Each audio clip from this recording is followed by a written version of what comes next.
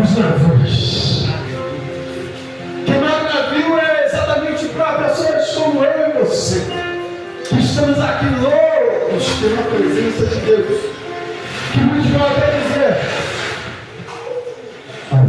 por que essas pessoas persistem em pregar esse evangelho? Por que as pessoas persistem em falar sobre o Deus de Israel?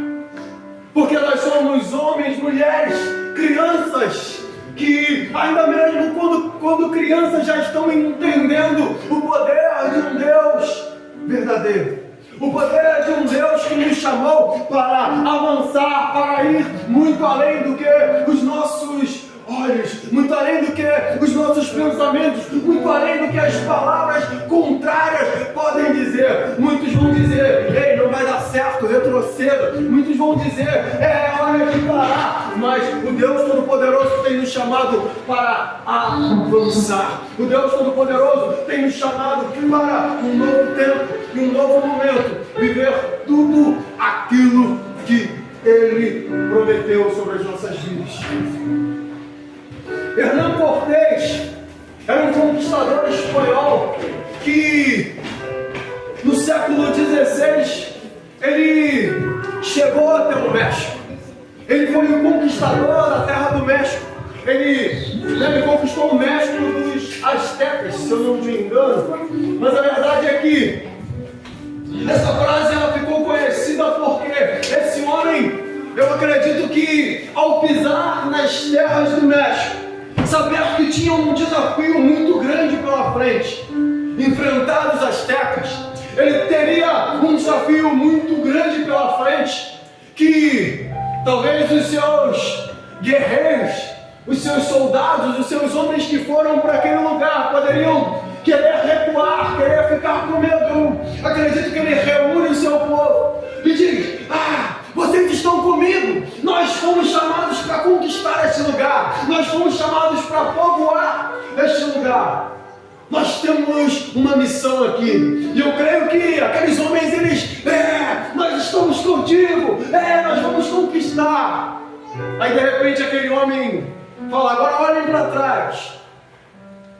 E eles olham os barcos, os navios, tudo aquilo que tinha os levado até aquele lugar, da Espanha ao México, estava completamente incendiado. Hernán Cortés, ele mandou que incendiasse os navios para que não houvesse chance de alguém falar assim: eu vou entrar no barco e vou fugir porque o desafio é muito grande. Ele deve ter mandado incendiar o barco para dizer para os caras: ei, eu creio para que eu vim. E eu não vim para retroceder, eu não vim para parar, eu vim porque eu tenho uma missão. E nessa missão eu vou continuar até o fim. Se for necessário, eu morro pela missão. Se for necessário, eu morro aqui nessa terra. Mas retroceder, jamais. Os navios são meios que nos levam até a conquista, porém também podem nos trazer de volta à nossa condição anterior. Está entendendo? Aquela navegação, ela nos leva até algum lugar. Muitas das vezes a palavra ela vem sobre você, a promessa ela vem sobre você, a profecia ela vem sobre a tua vida e você fala assim: Deus me chamou, Deus falou que eu vou fazer, que eu vou acontecer, e aí você vai. Mas muitas das vezes você vê que parece que aquela palavra que foi lançada sobre você não está acontecendo. Parece que aquilo está demorando mais do que foi falado, mais do que foi profetizado. Aí você fala assim: será que foi Deus mesmo? Aí você começa a pensar: poxa, a palavra que me trouxe é a mesma palavra que está me fazendo desistir porque eu não estou mais acreditando nela. Está entendendo? Palavras que eram para ser vidas acabam fazendo com que a gente tente retroceder, mas Deus falou: queime os navios, queime os barcos, receba a palavra e não olhe para trás, e não diga mais: não, eu tenho que retroceder. se Deus falou algo sobre a tua vida, esse algo vai acontecer, mas você precisa continuar focado, continuar em frente, por mais que demore, por mais que o tempo passe, por mais que pareça que não dá mais. É necessário a gente entender que queimar os barcos nada mais é do que eliminar a possibilidade de retroceder. Eu penso que esse homem, esse conquistador, ao chegar ali, ele começa a refletir num princípio que ele aprendeu com Eliseu. Um princípio que ele aprende na Bíblia. Ei, é necessário queimar aquilo que vai fazer você retroceder. É necessário você parar com os pensamentos do que você tinha, do que você fez, mas aquilo que está por vir, a promessa que Deus te fez. Primeiro livro dos Reis, capítulo 19, verso 21, diz assim, porque nós falamos essas últimas semanas a respeito de Elias e Eliseu. Só que agora você ouviu que Eliseu, ele recebe a capa de Elias sobre si, e ele fala, Elias, deixa-me ir lá beijar minha mãe e meu pai, deixa eu me despedir. Ele fala, vai e volta, porque você já sabe o que eu fiz contigo. A palavra de Deus muitas das vezes sobre a tua vida é, vai, se despede, faz o que você tem que fazer e volta, porque você já sabe o que eu fiz contigo. A promessa já foi lançada. Então, eu creio que agora Eliseu fez o quê?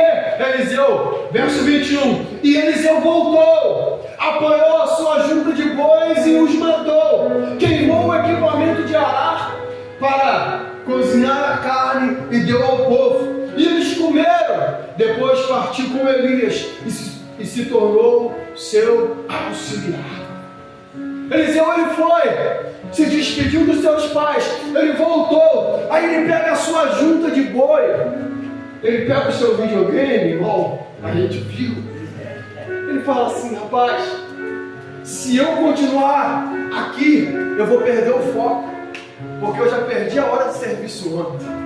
Ei, se eu continuar olhando para a junta dos bois, eu vou falar assim, rapaz, mas eu tenho lá uma possibilidade de voltar, eu tenho uma possibilidade de desistir. Então é necessário eu pegar o que está me paralisando e simplesmente matar. A Bíblia vai dizer, se o teu olho te faz pecar, arranca. Se a tua mão te faz pecar, corta. Está entendendo? E é o que ele fez. Ele falou assim, talvez eu vá retroceder, talvez eu vá parar. Tudo por quê? Porque eu vou lembrar dos bois, eu vou lembrar do tempo que eu estava no arado, eu vou lembrar daquilo que me trazia sustento, e não vou olhar para o Deus que cuidou de Elias lá no meio do deserto, que cuidou de Elias no ribeiro de Querite, e os corvos o sustentavam. Será que eu vou falar assim, Deus, eu acredito que os corvos vão me sustentar, sabendo que tem uma plantação lá, que tem bois lá, sabendo que eu posso arar a terra e ter um cultivo lá? Ele, opa, é necessário queimar os bois, é necessário destruir o arado, é necessário quebrar tudo aquilo que me liga com o passado, para que eu possa proceder, para que eu possa avançar, para que eu possa tocar, para que eu possa chegar naquilo que Deus me chamou para fazer. E partiu ali Elias e se tornou partiu ali com Elias e se tornou seu auxiliar.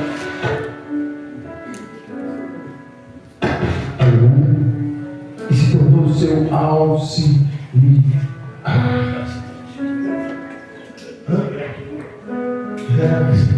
Esse microfone está tudo borrado de mim. A caverna de Elias, ela revela a possibilidade de fugir do propósito. Porque Elias sabia que tinha um chamado, ele sabia quem era o Deus, mas num determinado momento de medo, de depressão talvez, num determinado momento de pressão, aquele homem ele se esconde na caverna. Aquela caverna ela mostra que a qualquer momento eu posso desistir, a qualquer qualquer momento eu posso parar. O próprio Eliseu podia conhecer a história de Elias e falar assim: rapaz, o arado de Elias era aquela caverna. Eu não vou deixar com que caverna nenhuma possa me parar. Ei, desistência, desistir jamais.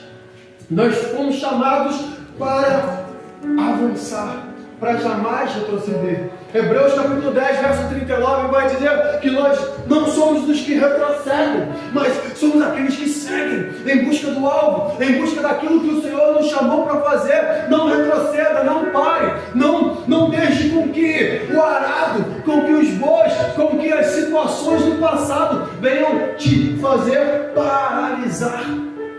E a minha pergunta para você é: qual é a sua caverna? Qual é o seu lugar de estagnação? Qual é o lugar que no momento em que você se sentiu pressionado, você vai lá se esconder achando que está se escondendo de Deus? Ou achando que é um lugar onde você vai parar e falar: Deus, eu não quero mais. Qual é a sua caverna? É necessário jogar uma bomba dentro dessa caverna, explodir e falar: Deus, não vai ser caverna que vai fazer com que eu seja substituído. Não vão ser as pressões, não vão ser os inimigos, não vão ser os gigantes que vão parar com o seu projeto na minha vida. Qual é o barco que precisa ser queimado? Qual é o navio que precisa ser queimado? O que você precisa entender hoje? Que não dá mais para você retroceder. O que você precisa falar assim: é melhor eu queimar isso tudo, porque isso está tentando me fazer retroceder no que o Senhor me chamou. O garoto foi, botou seu videogame para doação, pegou seus contatinhos, você já é. Você também. Eu queria, não, vai tu também. Está entendendo? Quem viu o filme está entendendo. Mas a verdade é que às vezes a gente vai ter que fazer com que algumas coisas sejam deletadas. A gente vai ter que fazer com que algumas coisas que a gente tanto ama, a gente vai ter que deixar para trás. Eu falei para vocês ontem que o mais amava era a dança. Irmão, e aquela pressão, aquela dificuldade que era dia do culto, mas tinha apresentação de dança, e eu vou pro culto, vou pra dança, eu vou pro culto, vou pra dança. Minha mãe falou assim: eu te falei que eu não ia ficar na igreja, agora como é que tu vai dançar? Se tu é crente, vai ser de mim. Eu falei: não, mas não tem nada a ver não. Aí eu fui. Cara, mas o meu coração queimava. Eu estou aqui, mas o ambiente não é mais meu. Eu estou aqui, mas não devia estar. Eu estou aqui, mas eu não sei o que eu estou fazendo mais aqui. Eu sei que eu quero dançar, eu amo dançar, mas eu sei que não fui mais chamado para estar nesse lugar. Tem baba aqui? Aquela tacinha, eu pensei que tinha uma... Ah, é tu mesmo. Se era eu que estava bom. Aí eu falei assim: será que tem alguma coisa aqui agarrada aqui? Né? Mas a verdade é, diante do palco, diante das pessoas, o negócio não começava e eu ficava assim: poxa, não vai dar tempo de eu ir para a igreja, não vai dar tempo de eu ir para o culto. Aí eu falei: que hora que vai ser o negócio? Não tem hora não, vai demorar um pouco. Vai demorar? Não quero mais isso. Não é mais para mim. Eu me lembro que eu corri. Cheguei em casa e falei: mãe, eu vou para a igreja, não vou dançar mais não. Tomei banho de novo, botei a roupa de crente e fui embora. Até hoje eu lembro que eu botei a camisa salmão que eu tinha e saí correndo. Falei: vou para a igreja, eu quero ir para a igreja. Eu não quero mais dançar para o mundo.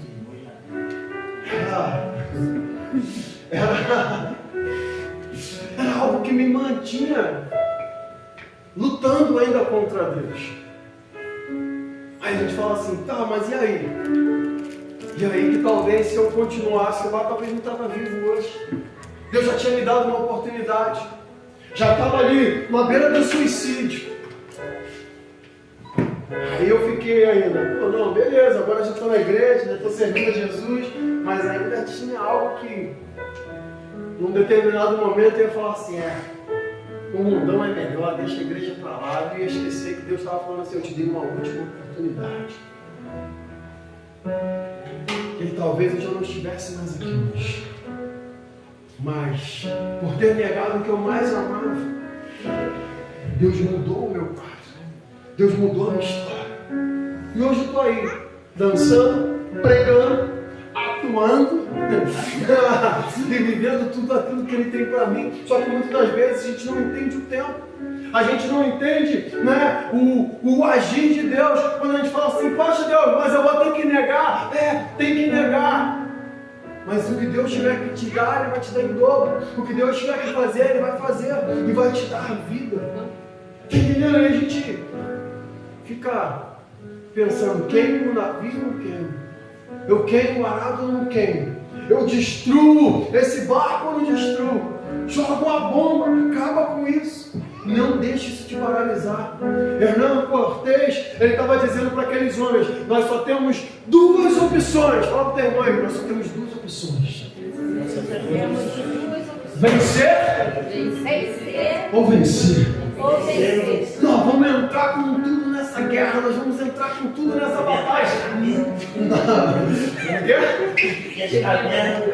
Destruir as cavernas. Então Eliseu prontamente deixou o que estava fazendo, queimou aquilo que poderia atrapalhar o trabalho de Deus, e foi segundo o que Deus tinha. Aí eu me lembrei da mulher de Ló, porque as terras de Sodoma e Gomorra eram terras lindas. As terras de Sodoma e Gomorra era plantação verde. Na terra de Sodoma e Gomorra tinha tudo de bom. Mas Deus falou, ei, o pecado habita aqui. Essa terra não dá mais para ficar de pé. Eu vou destruir tudo, mas Ló, eu vou te dar uma oportunidade. Pega a tua família e sai, mas não olhe para trás. Aquela mulher, ela preferiu olhar para trás. Ela preferiu pensar nos contatinhos. Ela preferiu falar assim, dá para voltar para o barco.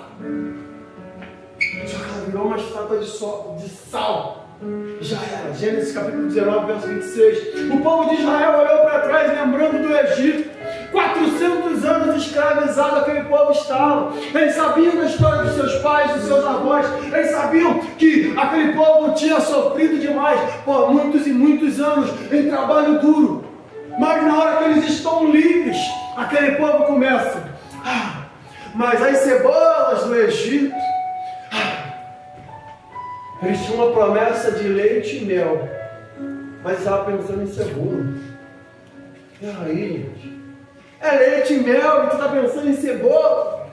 Eles tinham uma promessa de uma terra onde, 2 homens eram necessários para carregar um cacho de uva, mas eles estavam pensando nas cebolas. Eles estavam pensando, lá no Egito a gente tinha onde morrer.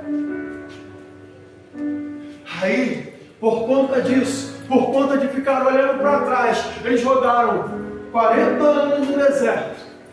E nenhum deles alcançou a terra prometida. Nenhum deles conseguiu alcançar a terra prometida. Por quê? Porque olharam para trás. Porque ouviram a palavra de 10 homens que falaram assim, mas a terra é difícil. Existem gigantes, existem dificuldades. É necessário você entender, a caminhada com Jesus vão existir gigantes. Na caminhada com Jesus vão existir dificuldades. Na caminhada com Jesus vão existir tentações que vêm e você vai ter que negar. Você vai ter que falar, opa, não é para mim. Mas, se você perseverar, você vai alcançar aquilo que Ele tem te prometido. Aquilo que você acha que diante dos seus olhos parecem ser coisas lindas, maravilhosas. Muitas das vezes Deus está falando assim, não é o que eu tenho. O que eu tenho é muito melhor do que os teus olhos podem ver. Demas, auxiliar de Paulo, amou mais o presente século e abandonou a obra de Deus. O cara estava andando com Paulo. Não era eu, era o Paulo. Era o cara, o líder, um dos maiores evangelistas que já existiram. O cara que abriu diversas igrejas, o cara que fazia, mas Demas, vendo a obra missionária sendo feita, Demas vendo Paulo pregar o Evangelho, vendo Paulo ressuscitar mortos, Paulo ressuscitou Eutico.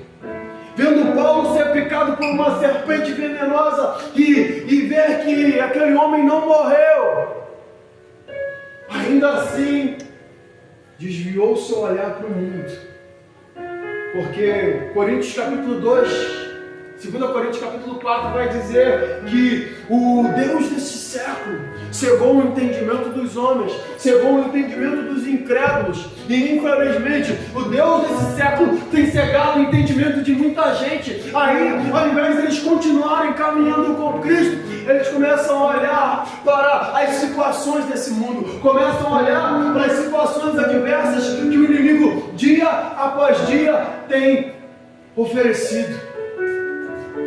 Mas eu vejo também que uma mulher, pensa numa mulher sedenta, uma mulher que talvez ela passou a manhã inteira com sede. Porque se você for analisar a história dessa mulher do Evangelho de João capítulo 4, era uma mulher que ela estava na fonte ao meio-dia, a hora que ninguém ia buscar, porque ela tinha vergonha, porque a sociedade a julgava. Talvez ela passou a manhã inteira falando assim: poxa, eu quero beber uma água, eu quero chegar lá e poder provar uma água fresquinha, porque não tem geladeira. Aquela mulher estava sedenta. Agora aquela mulher vai para o poço de Jacó, pegar a sua água, beber água. Mas ela tem encontro com a fonte de água viva. Aí a Bíblia vai dizer que aquela mulher deixou o cântaro, deixou o que ela foi buscar. Ela foi buscar água, ela precisava do cântaro, ela precisava do balde para levar água. Mas ela falou assim: ei, eu já provei a água que eu precisava. Ela deixou o cântaro e foi pregar na cidade. Aqui, Evangelho de João capítulo 4, eu acho que é o versículo 30, um pouco antes. Aquela mulher é só uma mulher conhecida por já ter tido 5 maridos. É só uma mulher que agora estava com um homem que não era marido dela, que talvez isso signifique que ela estava em adultério. Mas o verso 39 vai dizer que aquela mulher, ela começa a chegar diante de toda Samaria, diante de toda a cidade, e falar: ei, eu encontrei Jesus, ei, eu tive um encontro com o Messias prometido há muito tempo, ei, ele mudou a minha vida com as suas palavras. Aquela mulher que tinha sede, agora ela está começando a liberar água viva de dentro dela. Aquela mulher que tinha uma vontade de buscar água, ela esqueceu da água, ela abandonou o cântaro, ela abandonou tudo e foi pregar a fonte de água viva. Aquela mulher que era uma adúltera, agora é uma pregadora do Evangelho, é uma evangelista. E a Bíblia vai dizer que Jesus teve que ficar muitos dias em Samaria por conta daquela mulher. Jesus veio só passar por Samaria, mas teve que ficar muitos dias, porque todas as pessoas começaram a ansiar: quem é esse Jesus? Quem é o homem que mudou a vida dessa mulher? Quem é o homem que transformou essa mulher? Talvez você diga assim: pastor, eu não sei pregar, eu não conheço a Bíblia. Ei, simplesmente seja o testemunho vivo. Simplesmente seja a Bíblia que o seu vizinho precisa ler. Simplesmente seja a Bíblia que as pessoas precisam ler. Porque é o momento que as pessoas olharem para você e você falar assim: ah tá, eu vivia na prostituição, eu vivia nas drogas, eu vivia uma vida completamente perdida, depressiva, mas hoje eu encontrei Jesus. Você refletindo Jesus através de você, vai ser as pessoas que vão vir e falar assim: eu quero conhecer o teu Deus, eu quero estar no ambiente que você está, eu quero viver o que você vive, eu quero entender como você traz essa paz interior. Está entendendo? Foi exatamente o que essa mulher fez. Bartimeu. Aleluia. O cego deixou a sua capa empoeirada que impedia de se aproximar de Jesus. Evangelho de Marcos, capítulo 10. Você conhece bem a história. Lucas, capítulo 18 também, eu acho. Evangelho de Marcos, capítulo 10. Jesus está entrando em Jericó. Jericó era terra amaldiçoada. Jericó era terra que ninguém queria pisar. Mas Jesus estava entrando em Jericó. Mas Jesus estava dizendo: ei, eu preciso mudar algo aqui. E o mais interessante de Jericó é o seguinte: uma grande multidão seguia Jesus. Muitas pessoas seguiam Jesus, mas você vê que Jesus passa por Jericó. E dois homens são destacados: Bartimeu e Zaqueu. Esses caras marcaram a história porque eles ansiaram ver Jesus. Eles ansiaram tocar em Jesus de uma forma sobrenatural. Está entendendo? Então esse homem chamado Bartimeu, ele, ouvindo o tropel da multidão, ouvindo que tem algo diferente na cidade, opa, tem muita gente passando. Ei, o que está acontecendo? É o tal de Jesus aí. É um que eles dizem ser um ungido de Deus. É um que eles dizem ser a promessa de Davi. É um que eles dizem que cura, que faz milagres, sinais. E por isso muita gente o segue. Quem? Jesus. Aquele da promessa que talvez ele ouvia dos pais. Aquele da promessa que por muitos e muitos anos foi pregado, que viria o Messias para livrar o seu povo, que viria o Messias para transformar a história das pessoas. Ele está aqui. Jesus, filho de Davi! Jesus, filho de Davi, tem compaixão de mim. Está entendendo? Aquele homem, ele começa a clamar a Jesus. Ele começa a dizer: Jesus, filho de Davi, tem compaixão de mim. Bartimeu, clamando a Jesus, e Jesus fala: ei, homem, o que queres que eu te faça? Senhor, que eu torne a ver.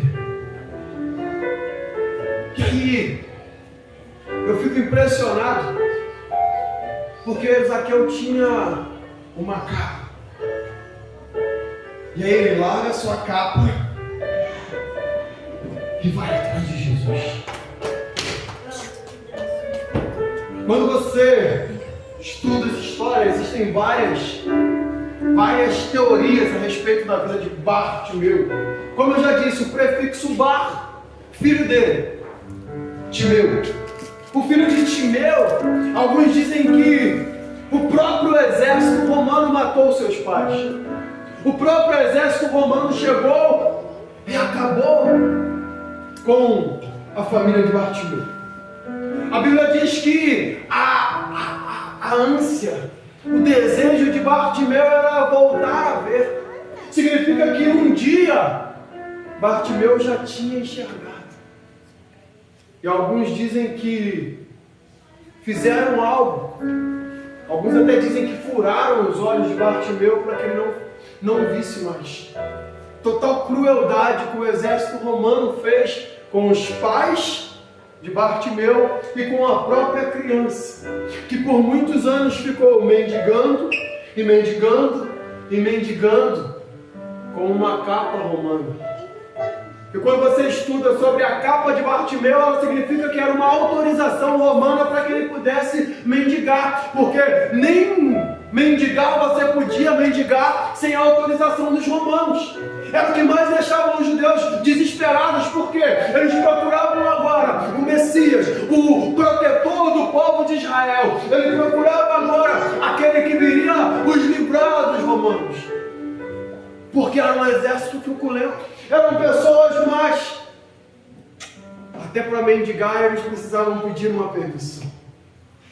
E agora Bartimeu, ao ter um encontro com Jesus: Jesus, o que queres que eu te faça? Que eu volte a ver, Senhor. E sendo curado, os seus olhos abertos, eu não preciso mais da permissão de Roma. Eu não preciso mais viver preso a essa capa. Eu não preciso mais ser escravo desse mundo. Eu quero servir aquele que fez o milagre sobre a minha vida. Eu quero viver aquilo que Deus tem para mim. E aquele homem, Bartimeu, agora, começa a seguir a Jesus e deixa para lá a bolsa esmola dos romanos. Deixa para lá aquilo que iria paralisar a vida dele. E ele fala: opa, eu preciso entender que Deus tem um propósito maior sobre a minha vida. Evangelho de Lucas, capítulo 5. Os discípulos que não eram, Pedro não era discípulo de Jesus, mas aqueles homens pescadores que lutaram, pescaram a noite toda, porque eles precisavam do peixe, porque eles precisavam da pesca, porque era o sustento deles. Na hora que Jesus faz um milagre, em que o barco deles se enche de peixe ao ponto de quase afundar, aqueles homens deixam tudo e seguem a Jesus. A mulher de Ló estava com os olhos nas coisas desse mundo, mas esses homens, Bartimeu, a mulher samaritana e esses homens aqui que se tornaram discípulos, eles olharam tudo que o mundo estava oferecendo, mas falaram assim: opa, eu quero seguir a Jesus. Aonde estão os teus olhos? Será que os teus olhos ainda estão nos navios que vão te fazer voltar? Aonde estão os teus olhos? Será que os teus olhos estão na caverna? Será que os teus olhos ainda estão paralisados no passado? Será que você ainda está focando naquilo que está te afastando dia após dia de Deus? A sugestão para você hoje: deixe tudo e siga a Cristo. Eliseu saiu da sua vida de maqueiro para fazer uma grande obra. Agora é a sua vez de tomar a decisão de fazer uma grande obra. Agora é a nossa vez de falar: Senhor, o que o Senhor realmente tem para mim? Quais são os teus planos, os teus projetos? Eu sei que eu sou viciado nessas coisas. Eu sei que eu sou paralisado diante de certas situações. Eu sei que algumas coisas ainda estão me impedindo de caminhar contigo. E muitas das vezes foram palavras, foram líderes, foram erros humanos que nos afastaram de Deus. Muitas das vezes são coisas materiais, muitas das vezes são situações. Mas eu fico pensando que se Jesus olhasse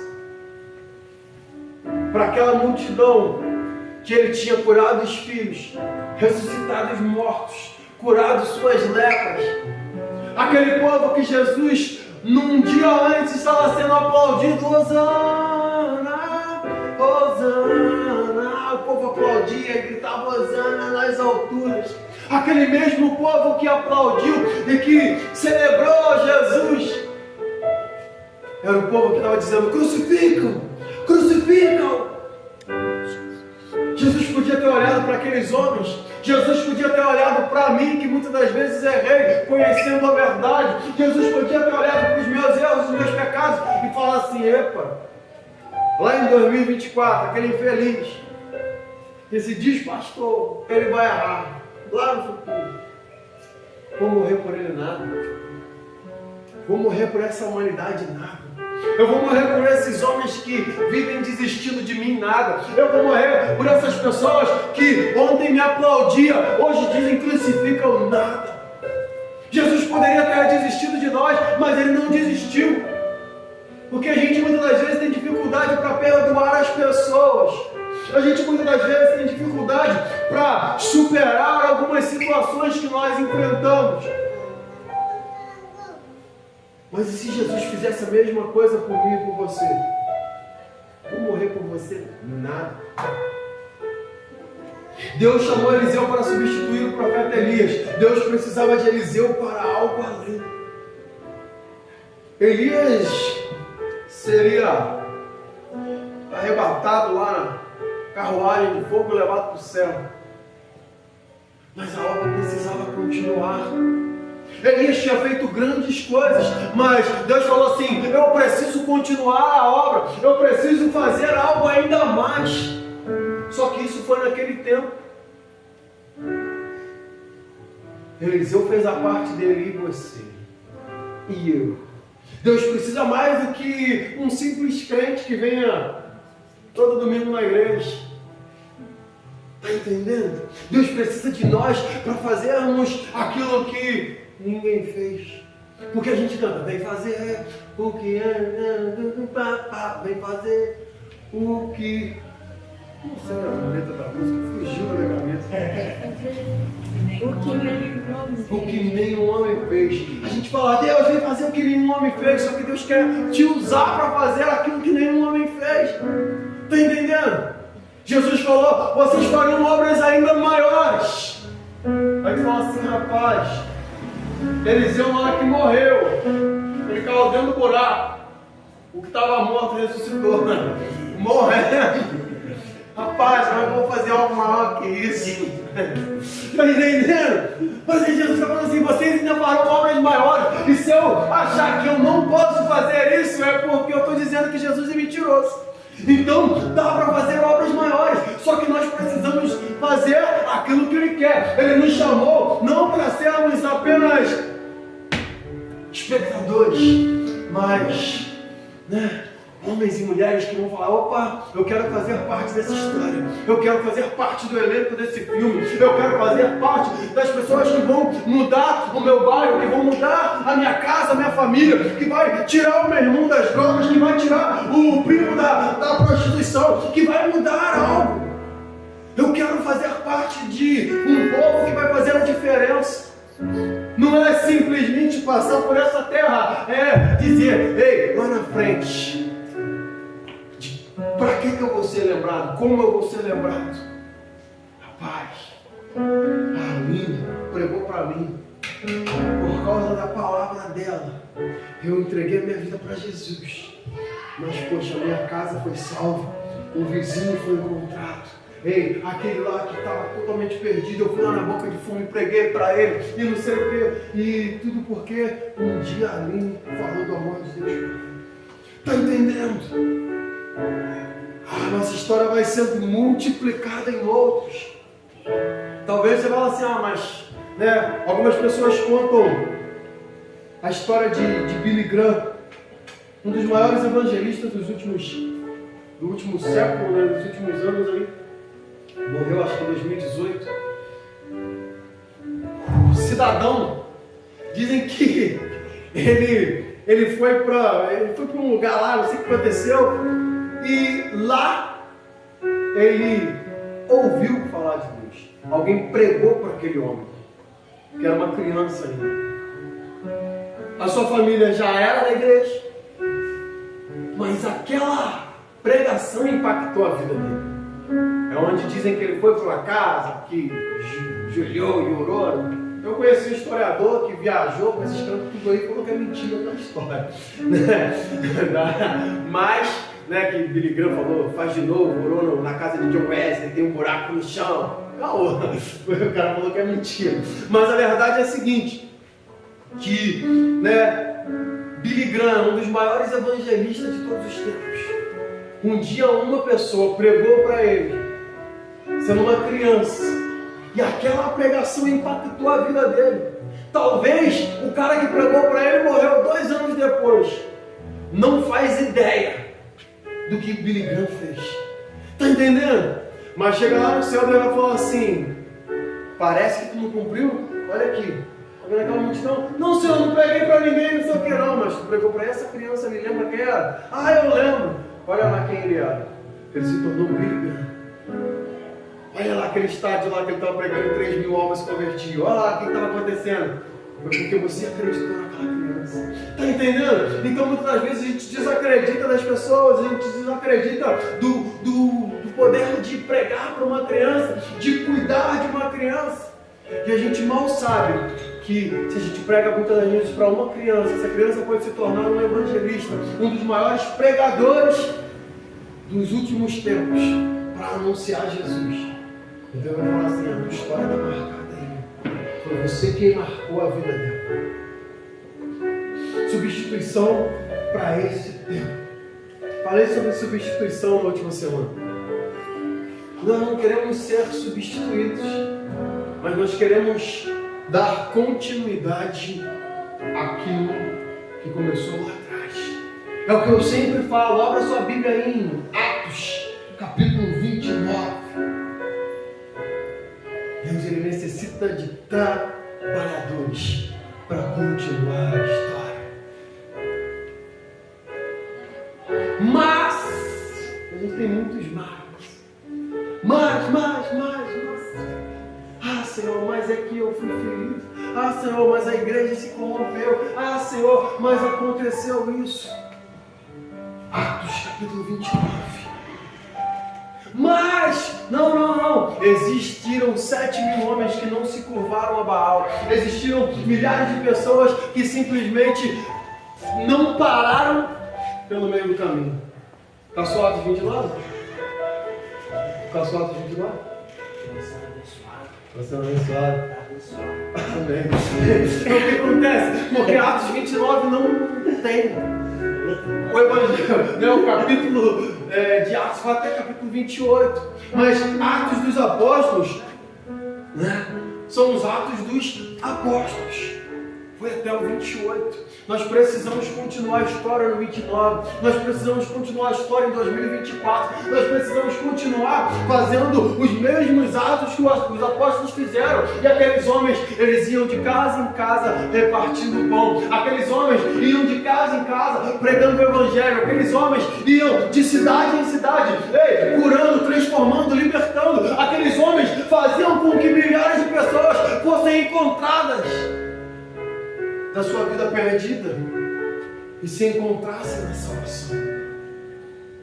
Aí a gente fica cheio de mas, Senhor, e cheio de desculpas, e cheio de dificuldades. Chega, dá um basta no mais. É hora de você ser ilimitado na presença do Senhor e falar: Senhor, o que tu falou para fazer, eu vou fazer, eu vou cumprir. Qual resposta você vai dar ao Senhor hoje? É isso aí. O 29 precisa ser escrito por nós. Amém. O 29, eu e você devemos dia após dia pregar. Quero te pedir para se colocar de pé.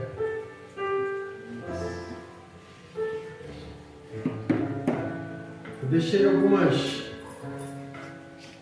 perguntas aqui que eu quero que você reflita sobre elas. Qual é o seu propósito de vida? O que você tem deixado de concreto para que o futuro seja melhor que o presente? Né? Que impacto você tem gerado nas pessoas ao seu redor? Qual tipo de influência tem deixado por onde você passa? Qual é a marca que você tem deixado? Qual é a marca que você quer deixar? Não perca de vista o seu propósito, a sua missão de vida. E é exatamente isso. Não perca de vista o seu propósito, a sua missão de vida. Porque muitas das vezes a gente tira os olhos da missão. Muitas das vezes a gente tira os olhos daquilo que Deus ele nos falou. Como eu disse, por causa do homem, por causa das situações adversas que a gente enfrenta. Mas você precisa entender qual é o meu propósito, qual é o meu chamado, para que Ele me chamou. Eu estou cumprindo, eu preciso continuar fazendo a sua obra, a minha missão. Se existe alguém que quer uma oração específica a respeito dessa palavra, a respeito da sua missão, a respeito do seu chamado, a respeito de eliminar aquilo que tem tentado paralisar o que Deus tem para fazer na sua vida,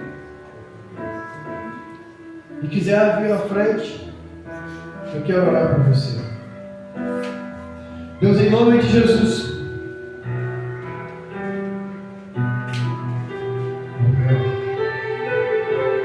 eu peço, Deus, que a tua tua mão, Senhor, esteja sobre a tua igreja.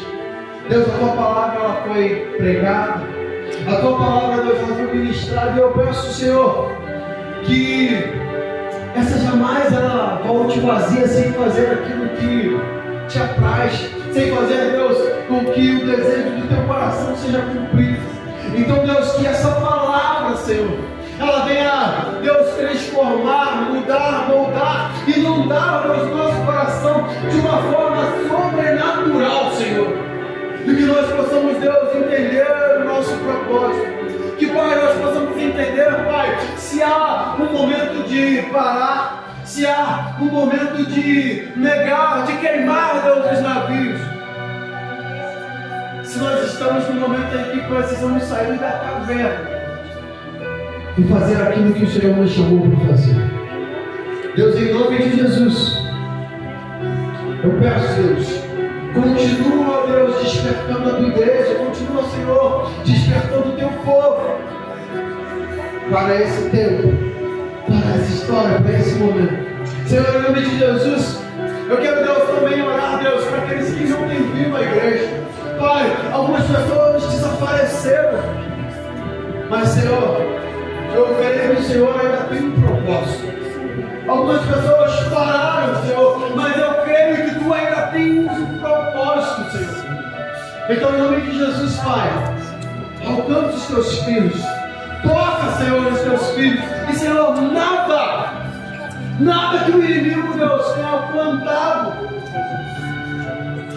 contra as suas vidas, Senhor, seja motivo para que eles parem. Mas, Senhor, dá forças. Vá, Deus, encontra os teus filhos. Dá-nos, Pai, sabedoria e estratégia, Pai, para trazer os teus filhos de volta. Deus, nós oramos, crendo, Deus, que há um novo tempo sobre esse lugar, há um novo tempo sobre as vidas que aqui estão. Muitos vão voltar e muitos vão chegar, Pai. Então, Pai, nós pedimos, Senhor, ativa esse tempo, ativa esse momento, Senhor. Assim, Deus, nós oramos em nome de Jesus.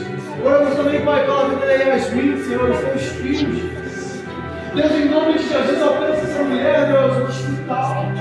Deus, em nome de Jesus, Pai, toca nos médicos, Senhor, toca na saúde dela. Se for necessário, Pai, o parto não acontecerá agora, mas, Pai, se for necessário que haja esse parto, Pai, em nome de Jesus, que os médicos, Pai, sejam usados por Ti, que a Tua mão, Senhor, esteja sobre eles, Senhor, dando sabedoria, Pai, e livrando, Deus, a Tua filha, os Teus filhos, Senhor, em nome de Jesus. Deus, oramos também, Pai, por alguém que pode não ter vindo no culto por conta de enfermidade. Deus, alcança os Teus filhos. Deus, em nome de Jesus, oramos pela Tua igreja. Muitos aqui têm sido atacados, Senhor. Atacados com enfermidade, Senhor, que muitas das vezes vem do nada. Então nós repreendemos, Senhor, toda investida de Satanás, toda seta, todo dardo, Deus, inflamado do inimigo contra a vida da Tua igreja. Nós repreendemos, Senhor, selamos a Tua igreja, Pai, debaixo do sangue do Cordeiro. Declaramos, Senhor, decretamos, Pai, que em nome de Jesus, Pai, a Tua igreja, Deus, não vai parar. Deus, que as palavras contrárias, as palavras do inferno, Deus, não vão prevalecer contra a igreja do Senhor. Assim, Pai, nós oramos em nome de Jesus. Amém. E amém. Aleluia. Você que pode, diga glória a Deus. Amém, queridos. Louvado seja o nome do Senhor.